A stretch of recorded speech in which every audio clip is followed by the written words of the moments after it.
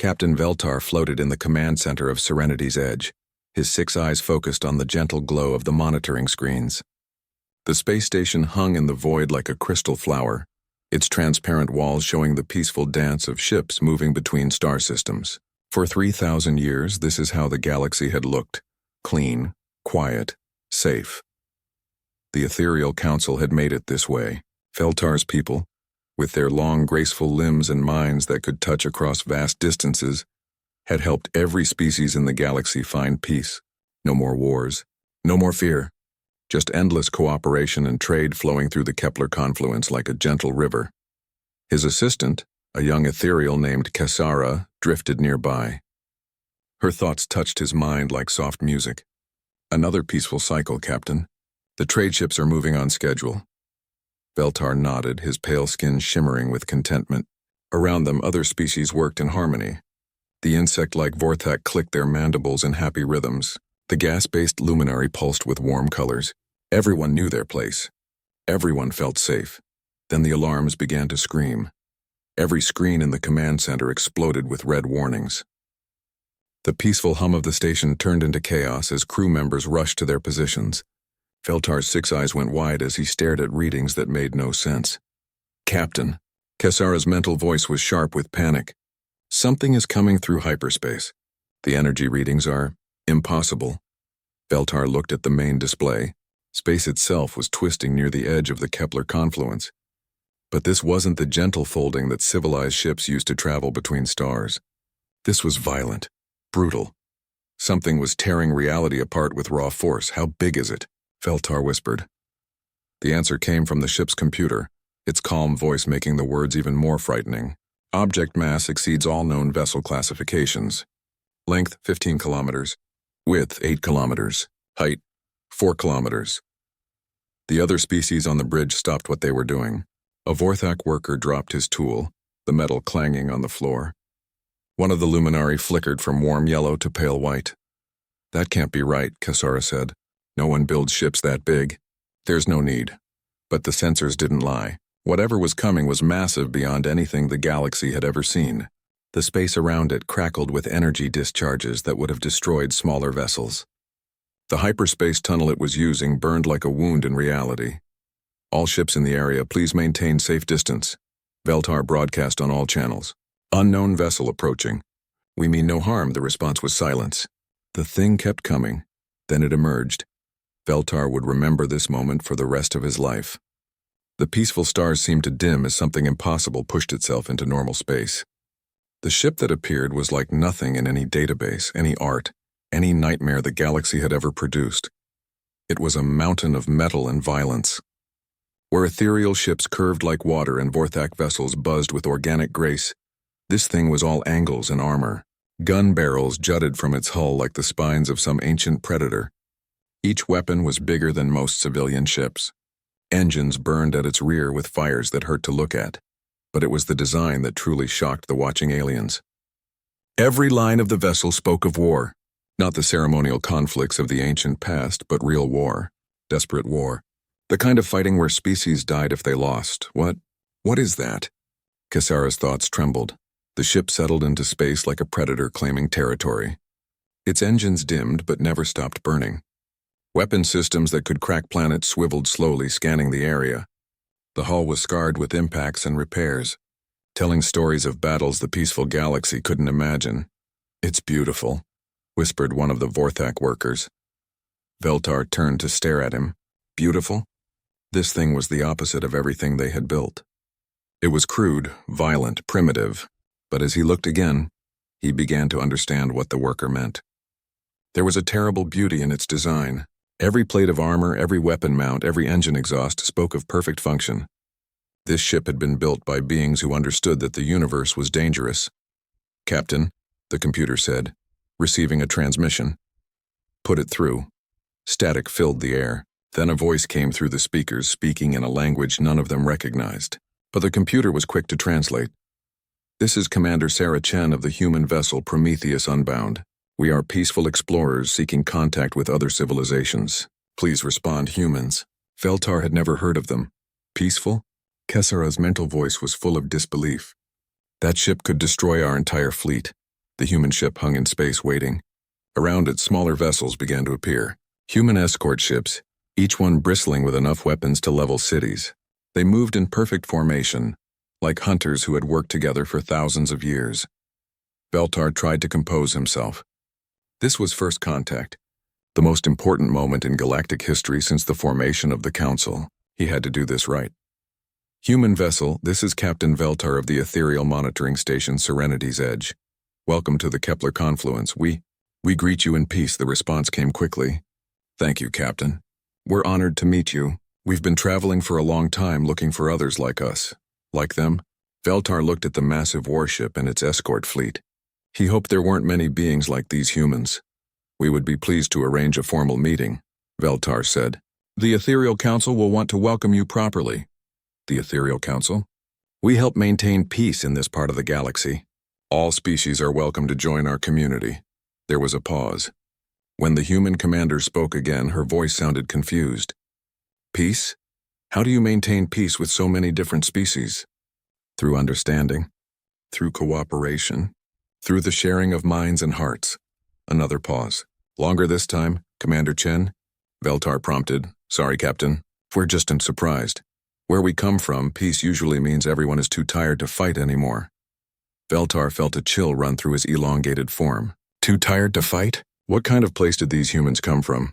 Around the command center, other aliens were staring at their screens in growing alarm.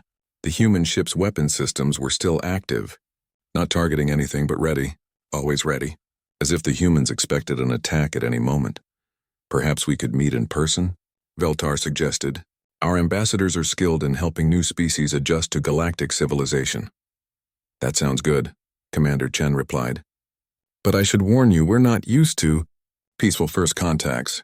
Our people have learned to be careful. Careful, Veltar nodded, though he didn't understand why anyone would need to be careful in the galaxy's most protected space. The Ethereal Council had made sure that nothing dangerous could threaten peaceful species here. But as he looked at the human ship, with its massive guns and battle-scarred hull, Veltar began to wonder if the galaxy was about to learn what real danger looked like. The humans had arrived, and nothing would ever be the same. Ambassador Zethara prepared herself in the sacred chambers of the diplomatic vessel Harmony's Voice. Her silver robes flowed around her tall, graceful form as she performed the ancient rituals of first contact. For over 2,000 years, she had welcomed new species into the galactic community. Each time it had been a celebration of peace and understanding. This time felt different. The reports from Captain Veltar troubled her. A ship 15 kilometers long covered in weapons manned by beings called humans. The very idea seemed wrong. In a civilized galaxy, why would anyone need such massive firepower? Ambassador, her aide whispered, his thoughts touching her mind gently. The escort fleet is ready. Zethara nodded. 50 of the Council's most beautiful ships surrounded Harmony's Voice. Each vessel was a work of art, made from living crystal that sang with peaceful energy. They would show these humans what true civilization looked like. The human ship grew larger as they approached. Up close, it was even more disturbing. The hull was dark metal, scarred with impact marks and burn patterns. Weapon turrets tracked their movement with mechanical precision. It looked like it had been built in the fires of war. Such an ugly vessel, her aide thought to her. How can beings who build such things ever learn to appreciate beauty? Zethara was about to agree when something caught her attention. The weapon systems were tracking them, yes, but not targeting. The humans were ready for trouble, but not starting it. There was discipline in their actions. Control. Perhaps they're more civilized than they appear, she thought back. The communication came through on electromagnetic frequencies. Crude, but functional. The voice belonged to the human commander they had heard about. Ambassador Zethara, this is Commander Sarah Chen. Thank you for coming to meet us. I hope we can work together. Commander Chen, Zethara replied through her ship's translator. I bring greetings from the Ethereal Council and all the peaceful species of this galaxy. We welcome you with open hearts and minds. Open hearts and minds, Chen repeated. That's nice. I have to ask, though, why are your ships broadcasting active sensor sweeps? Zethara was confused. Those are standard peaceful protocols. We share our sensor data with all nearby vessels. It helps prevent accidents. You're sharing sensor data with us? Right now? Of course. How else would we coordinate safe movement? There was silence from the human ship. Then Chen's voice came back, tighter than before. Commander, in our experience, unknown ships scanning other unknown ships usually means someone is preparing to attack. The words hit Zethara like cold water. Attack? The peaceful sensor sharing that had prevented accidents for millennia was being seen as a threat? What kind of place did these humans come from? I assure you, Commander, we mean no harm. Perhaps we could meet in person? Physical contact often helps new species understand our peaceful intentions. Physical contact. Chen's voice was flat. You want to physically meet unknown aliens who've been scanning my ship since we arrived. It's traditional, Zethara explained patiently. The joining of minds between species. It shows trust. The joining of minds? A simple mental touch. All civilized species can do it. It allows us to share emotions and intentions directly. No words can lie as clearly as an open mind. The silence stretched longer this time. When Chen finally spoke, her voice carried something Zethara had never heard from a first contact before. Fear. Ambassador, I need to ask you to keep your distance. My people don't. We don't do mental contact with unknown entities. Entities? Zethara felt hurt by the word. She had offered the greatest gift her people could give, the sharing of consciousness itself, and these humans had called her an entity. Commander, I understand your caution, but the mental touch is completely safe. It's how we've brought peace to hundreds of species. If you could just allow me to... No. The word came sharp and fast. Ambassador, I'm ordering my ships to maintain a defensive perimeter. Any attempt to make mental contact will be considered a hostile act. Hostile act? Zethara stared at her communication panel in shock. The greatest gesture of peace in the galaxy, and these humans saw it as an attack. Her aide's thoughts touched her mind, full of confusion and growing anger. What kind of savages are these? They refuse the gift of mental harmony? Around them, the other ships in the escort fleet were picking up the conversation. Zethara could feel their thoughts through the network that connected all ethereal vessels. Confusion, disappointment. Some of the younger diplomats were even feeling something they barely recognized. Anger, Ambassador, came another voice over the communications. This is Captain Veltar from Serenity's Edge. Perhaps a smaller meeting. Just your ship and theirs, Zethara considered. The humans were clearly primitive, but not necessarily evil. They were just afraid. She had dealt with fearful species before. Usually a gentle mental touch was enough to calm their worries and show them the peace that awaited. Commander Chen, she said, what if I came alone? Just myself in a small shuttle. Surely one unarmed being couldn't threaten your massive ship. There was discussion on the human channel. Voices arguing in their harsh language. Finally Chen came back on. All right, Ambassador. One shuttle. But I'm warning you. Any attempt at mental contact and we'll consider it an attack on the bridge crew of a military vessel. Military vessel. The word sent chills through the diplomatic fleet. These humans actually thought of their ship as a weapon of war, not a tool of exploration. Zethara boarded her personal shuttle, a small gem of crystal and light. As she flew toward the human ship, she marveled at its size. The weapon systems were even more massive up close. Each gun turret could probably destroy her entire escort fleet. The landing bay was as ugly as the rest of the ship.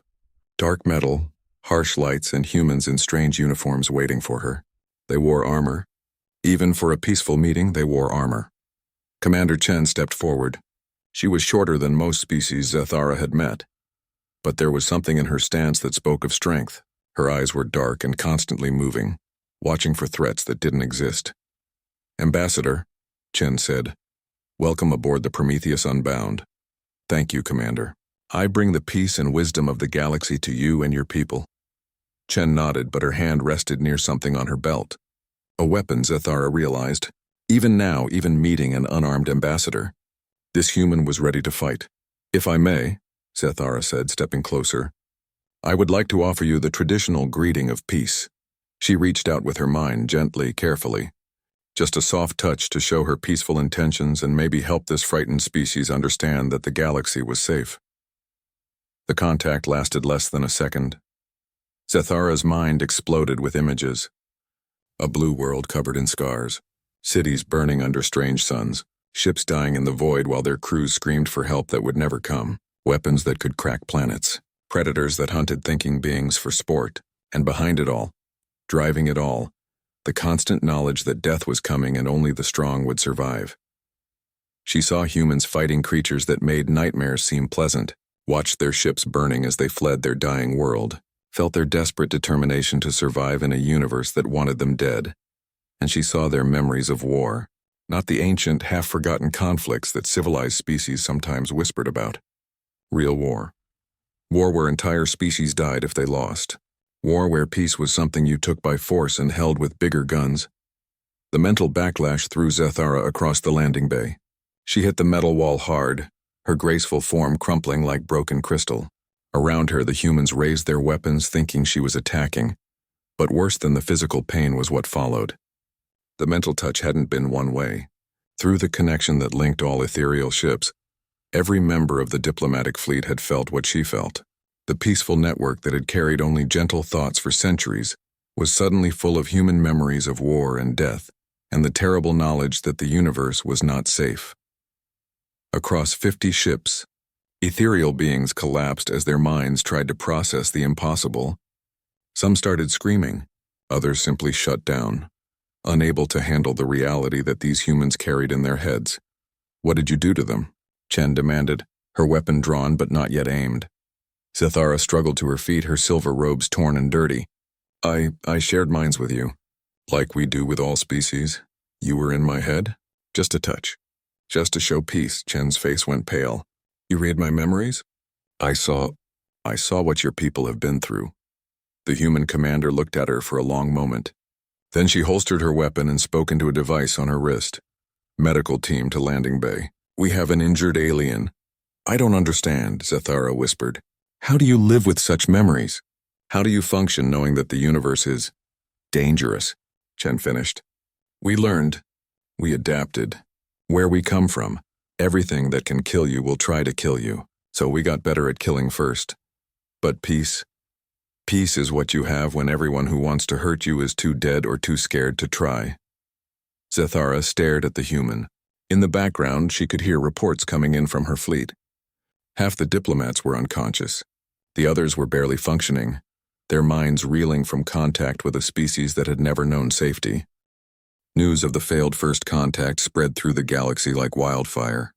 The story changed with each telling, but the core facts remained the same. A species called humans had arrived with a ship so large and heavily armed that it made the Ethereal Council's greatest vessels look like toys. And when they touched minds with the humans, the diplomats had collapsed from what they saw. On the trade world of Nexus Prime, information broker Clickstar huddled in his underground office, all four of his arms working different computer terminals. His species, the Gatherers, had made their living for centuries by collecting and selling information. Now everyone wanted to know about the humans, and Clixitar was determined to be the first to find answers. "Show me everything about their ship," he muttered to his artificial intelligence. The holographic display filled with technical data pulled from sensor readings across a dozen star systems. What Clickstar saw made his breathing tubes flutter with nervousness. The human ship wasn't just big. It was impossibly complex. Layer upon layer of armor covered a hull made from materials that shouldn't exist. The computer identified metal composites forged under pressures that would crush normal spacecraft. The energy signatures suggested power systems that burned hotter than some stars. "How much firepower are we talking about?" Clickster asked. "Conservative estimate. Enough to destroy a medium-sized moon in sustained bombardment." Clickstar's arm stopped moving. "A moon?" He looked at the readings again, hoping the computer had made a mistake. It hadn't. "What about the smaller ships? Each escort vessel carries more weaponry than a typical system defense fleet." The information broker sat back in his chair, trying to process what he was seeing. The humans had built a fleet that could conquer star systems, but according to the reports they claimed to be peaceful explorers. His communication system chimed. A client wanted information about human technology, then another. Within an hour, Clickstar had requests from dozens of different species, all wanting to know the same thing. Were the humans a threat? He started digging deeper. The humans had appeared at the edge of the galaxy, coming from a direction where no civilized species lived. The computer extrapolated their course backwards and found nothing but empty space and a few dead solar systems. One of those systems showed signs of recent catastrophic damage. Computer, analyze the damage patterns in system designation XK739.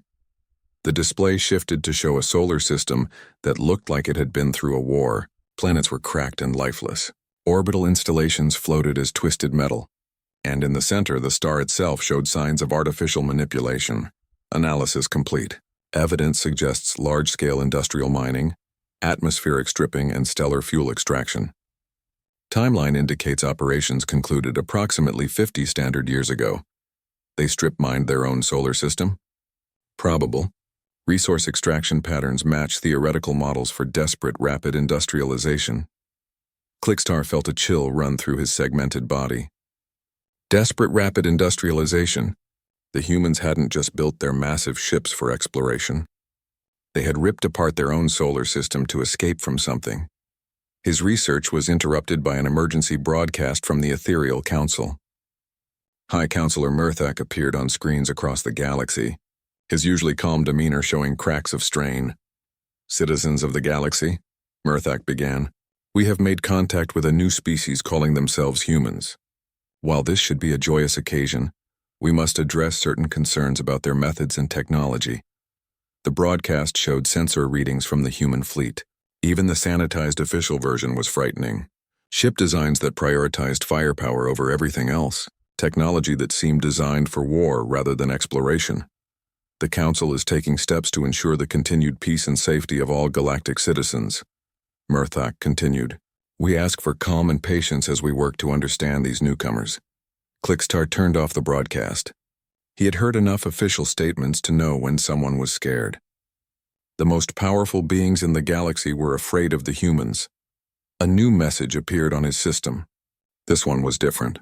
Encrypted, anonymous, and offering payment in rare metals for any information about human weaknesses. Then another message. This one wanted to know about human ship designs.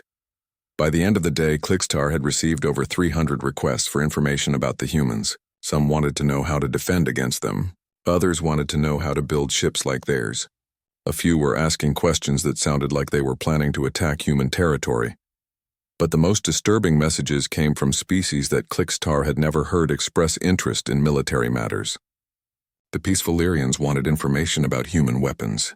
The artistic Melodians were asking about armor technology. Even the Ethereals themselves had placed classified requests for tactical analysis. The galaxy was preparing for war. Meanwhile, on a research station in the Outer Rim, Dr. Yiliana of the Scientific Collective was conducting her own investigation. As one of the galaxy's leading experts on comparative technology, she had been asked to analyze the human ship designs. What she found disturbed her more than she had expected. The metal composition alone is impossible, she explained to her research team. They're using materials that require industrial processes we've never seen. Look at this armor plating. The hologram showed a section of the human ship's hull. To Dr. Yiliana's trained eye, it was beautiful in its terrible efficiency. Every plate was designed to deflect or absorb energy weapons. The thickness suggested protection against kinetic impacts that would shatter normal spacecraft. They built this ship to fight, said her assistant, a young ethereal named Kesavam. But fight what? What could threaten something this powerful? Dr. Yiliana had been wondering the same thing. The human design showed evidence of learning from combat, damage patterns that had been studied and corrected, weak points that had been reinforced. This wasn't theoretical engineering. These ships had been tested in real battles. Computer analyze human weapon systems for combat effectiveness. The display filled with technical readouts that made Dr. Yiliana's stomach turn. The humans had weapons designed to punch through planetary shields, missiles that could track targets across light years, energy cannons that could melt asteroids, Doctor, Kesavam whispered. What kind of enemies did they face that required such firepower? Before Dr. Yiliana could answer, an emergency alert flashed on their screens. New human ships had been detected entering the galaxy. Not just one or two, but dozens. Each one as massive and heavily armed as the first. The reports came in rapidly. Human fleets were spreading out across the Outer Rim territories, establishing what they called secure perimeters. They weren't attacking anyone. but they were claiming territory with the confidence of beings who knew how to hold what they took. Dr. Yiliana watched the tactical displays with growing alarm. The human expansion pattern wasn't random. They were selecting star systems with strategic value, resource-rich worlds, defensive positions, trade route intersections. They're not exploring, she realized. They're establishing a military presence. The implications hit her like a physical blow. A species with weapons technology centuries ahead of galactic standards was quietly surrounding civilized space. They claimed to be peaceful, but their actions suggested they were preparing for a war that hadn't started yet. On his command ship, Admiral Thexara of the Ethereal Defense Force was coming to the same conclusion. The peaceful galaxy that had existed for 3,000 years was under threat from beings who treated war as a natural state of existence. "How many ships do they have?" he asked his intelligence officer. "Current count is over 200 vessels, but Admiral, our deep space sensors are detecting construction activity in the systems they've claimed. They're building more." Admiral Thexara stared at the tactical display. The Ethereal Defense Force had 40 ships, and most of those were designed for ceremonial duties and pirate suppression. Against human technology, they would be slaughtered. "What about the other species? Do we have allies?" "Sir, the Vorthak are upgrading their planetary defenses. The Luminari have started building warships for the first time in 1,000 years. The Lyrians are asking about military cooperation agreements." The Admiral closed his eyes. The galaxy was militarizing. Species that had forgotten how to fight were desperately trying to remember, all because of the humans. The worst part was that the humans weren't even threatening anyone directly. They were just being themselves. But in a galaxy that had achieved peace by forgetting how to be dangerous, their very existence was a threat to everything that had been built. "Admiral," his communications officer reported, "we're receiving a message from the human fleet. Commander Chen wants to discuss mutual defense agreements." Mutual defense. Admiral Thexara almost laughed. The humans were offering to protect the very civilizations that were terrified of them. It would be funny if it weren't so tragic. The galaxy was learning what the humans already knew. Peace wasn't the absence of war. Peace was what you had when you were strong enough to enforce it, and now that lesson was spreading like a virus through civilizations that had spent millennia forgetting how to be strong. The age of enforced harmony was ending. The emergency council session had been called for the first time in 800 years. In the Grand Chamber of Celestial Harmony, representatives from every major species in the galaxy gathered to discuss what everyone was thinking but no one wanted to say. The humans were destroying their civilization without firing a single shot. High Counselor Murthak floated at the center of the crystalline chamber, his elegant form trembling with stress. Around him, the other council members displayed their anxiety in different ways. The insect-like Vorthak clicked their mandibles in nervous rhythms. The energy-based Luminari flickered between colors they had no names for. Even the ancient keepers, being so old they remembered the last Galactic War, seemed disturbed. "The situation reports are troubling," Murthak began, his telepathic voice reaching every mind in the chamber. "In the 6 months since human arrival, we have recorded unprecedented changes in galactic behavior." The holographic display above them filled with statistics that painted a picture of a galaxy in rapid transformation. Military spending had increased by 3,000% across 17 different species. Ancient territorial disputes settled for centuries were being reopened. Trade routes that had operated on trust for millennia now required armed escorts. "The Corvani sector has declared independence from the Council," reported General Velkos of the Defense Force. "They claim we can no longer guarantee their protection against emerging threats. The Meridian Trade Consortium has started requiring military escorts for all cargo ships," added Economic Advisor Trilana. "Insurance rates for interstellar commerce have tripled, but the most disturbing report came from the Department of Psychological Harmony. Dr. Santhera, the galaxy's leading expert on collective consciousness, stood with data that shook everyone present. The telepathic networks that have connected our peoples for millennia are breaking down," she reported. "The mental contact with human memories has infected our shared consciousness. Species that have known only peace are experiencing nightmares, anxiety, aggressive thoughts." She gestured to the display which showed brainwave patterns from across the galaxy.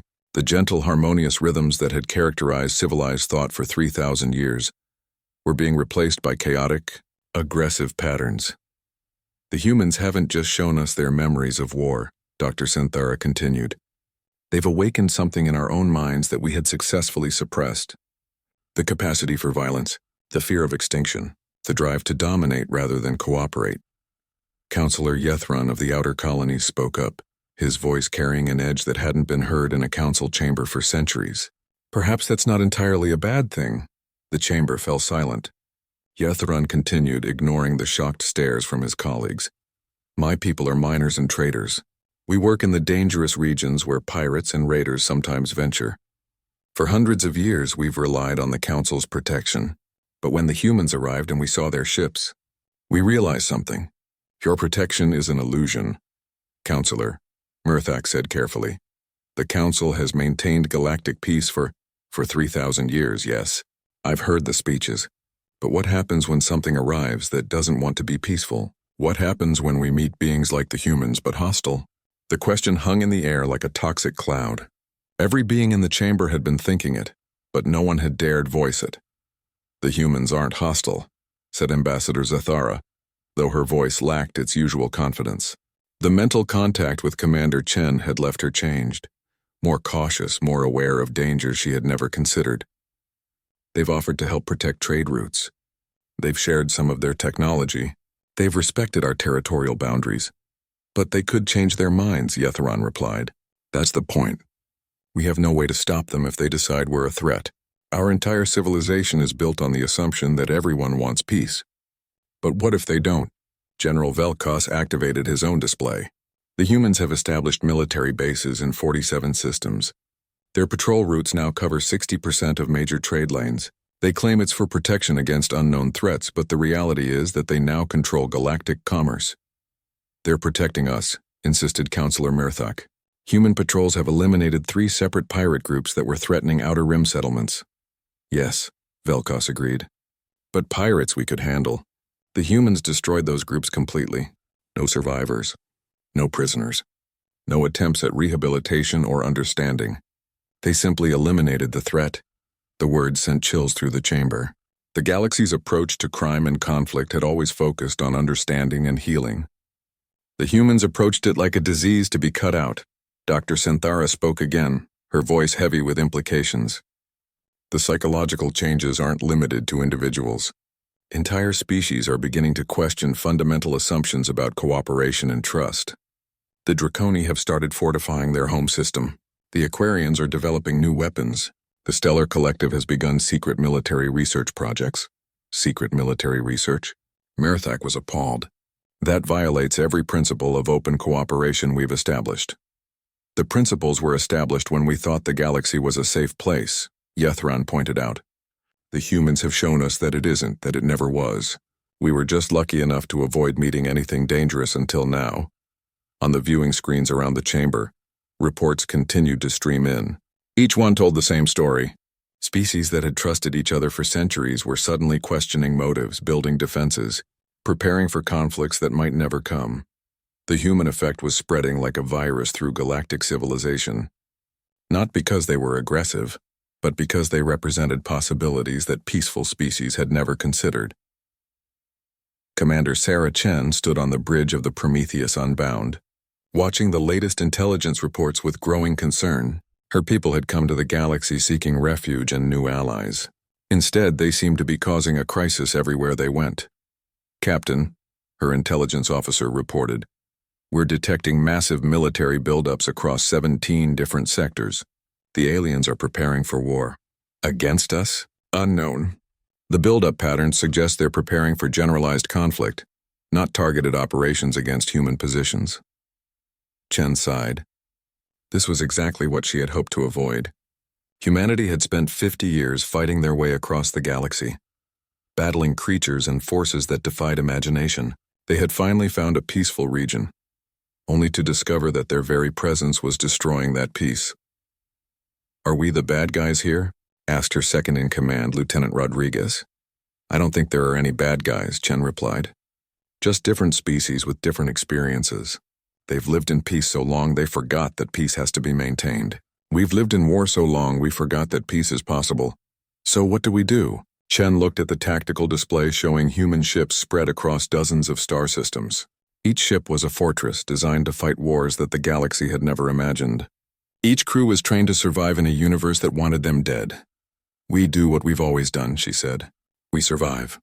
We protect what's ours. And we hope that eventually, we can find a way to coexist." But even as she spoke, Chen knew that coexistence was becoming less likely with each passing day. The galaxy was changing and there was no going back. The peaceful species were learning to be afraid. And afraid species, as humanity knew all too well, eventually learned to fight. On dozens of worlds in hundreds of star systems, the careful balance that had maintained galactic peace for 3 millennia was crumbling. The humans hadn't fired a shot, but their arrival had been more destructive than any war. The galaxy was about to rediscover something it had forgotten, that peace wasn't a natural state. It was a temporary condition that existed only when no one was strong enough or desperate enough to break it. And now everyone was getting stronger. Everyone was getting desperate. The age of peace was ending and the age of competition was about to begin. 1 year after first contact, the galaxy was unrecognizable. Commander Sarah Chen stood on the observation deck of Prometheus Unbound, watching a sight that would have been impossible 12 months ago. Outside the reinforced windows, 3 different alien fleets conducted joint military exercises. The elegant ethereal ships moved in formation, with the newly militarized vessels of the Vorthak Collective and the heavily armed cruisers of the reformed Meridian Alliance. Each ship bristled with weapons that hadn't existed a year ago. Each crew had trained in tactics that their species had forgotten centuries earlier. Each government had military budgets that would have been unthinkable during the Age of Peace. Status report. Chen requested from her communications officer. Sector 7 is reporting completion of the new defense grid. The Lyrian Federation has finished upgrading their planetary shields. The Outer Rim Coalition is requesting additional human advisors for their new military academy. Chen nodded, but felt no satisfaction. The galaxy was safer now, yes. Pirates and raiders that had threatened civilian shipping for decades had been eliminated. Ancient territorial disputes were being settled through strength rather than endless negotiations. Trade moved more efficiently under the protection of combined military escorts, but the price of that safety was everything the galaxy had been. A chime indicated an incoming message. The face of High Counselor Murthak appeared on the main screen, though he looked nothing like the serene leader who had first contacted the humans. His features were sharper now, his eyes harder. The stress of managing a militarizing galaxy had changed him. "Commander Chen," Murthak said, "the Council has finished reviewing your proposal for the Joint Defense Treaty. And we accept your terms. The Ethereal Council will merge its remaining forces with the human-led Galactic Defense Alliance." Chen felt a mixture of relief and sadness. The Ethereal Council, the organization that had maintained galactic peace for 3,000 years, was essentially surrendering its authority to a military alliance that had formed in response to human arrival. "Counselor, are you sure about this? Once your people join the alliance, there's no going back to the old ways." Murthak's laugh was bitter. "The old ways died the day your ships arrived. We can either adapt to the new reality or be swept aside by species that already have." He was right, and Chen knew it.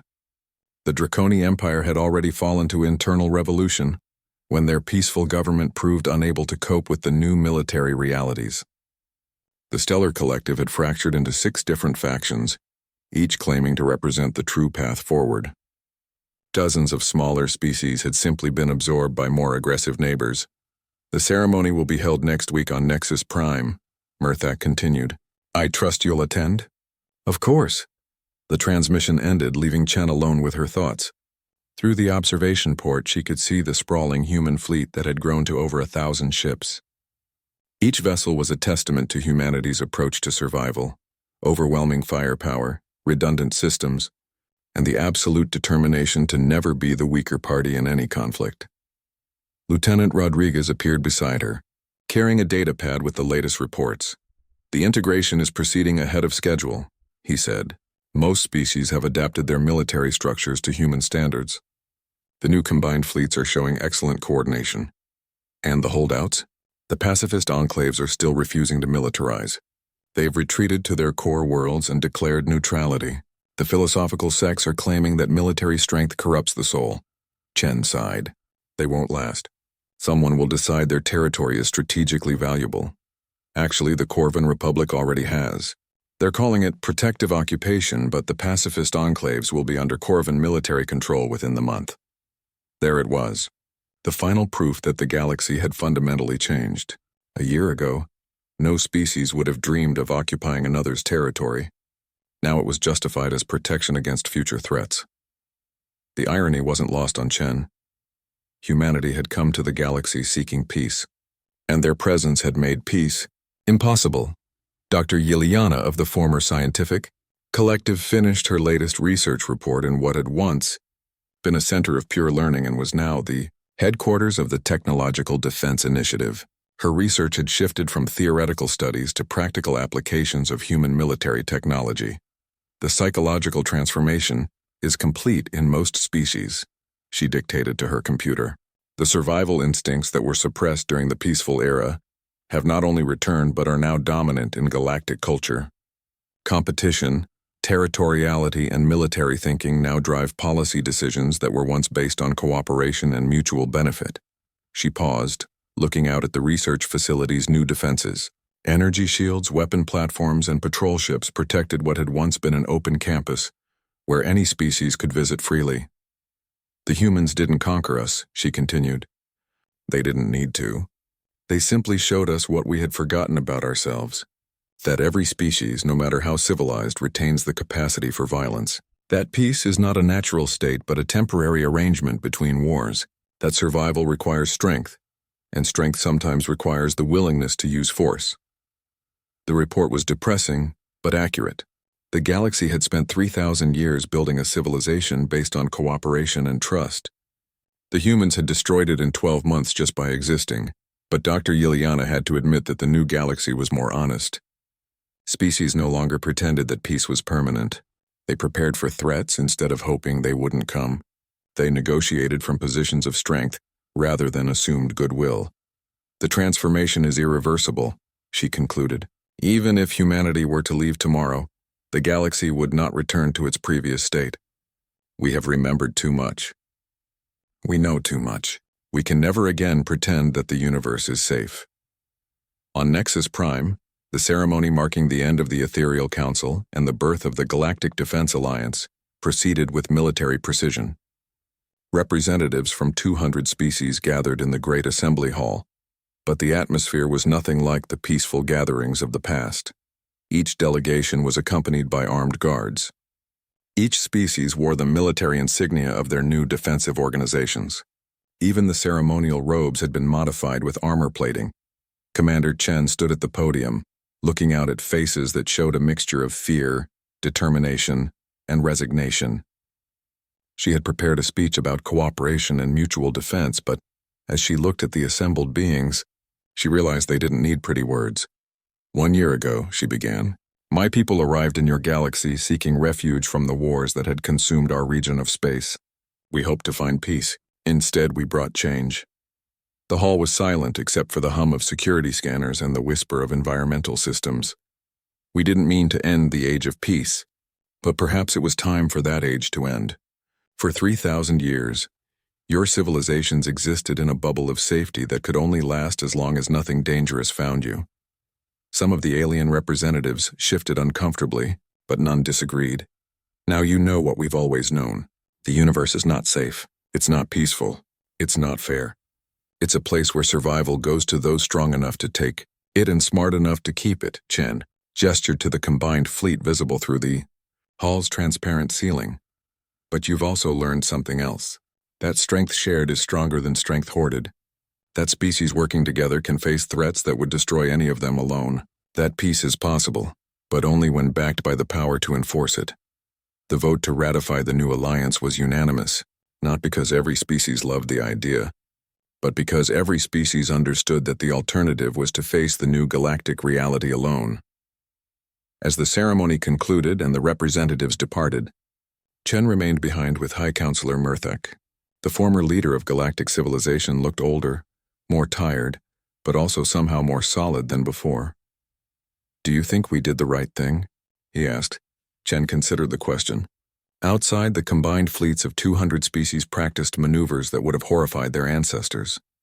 Weapons designed for planetary destruction hung in space next to ships that had once carried only peaceful trade goods. "I think we did the only thing," she replied. "Your people had built something beautiful. But beauty without strength is just a target waiting for something stronger to come along. And now you're not beautiful anymore, but you're not targets either." Murthak nodded slowly. "The children born today will grow up in a galaxy where peace is maintained by superior firepower. They'll never know the harmony we once shared."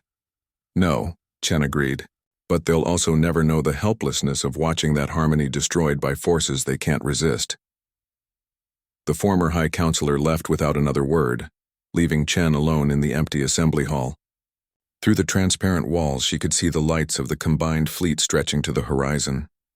Ships from dozens of species, all bristling with weapons, all crewed by beings who had learned that safety came from strength. The galaxy had healed from the wound of human arrival, but it had healed wrong.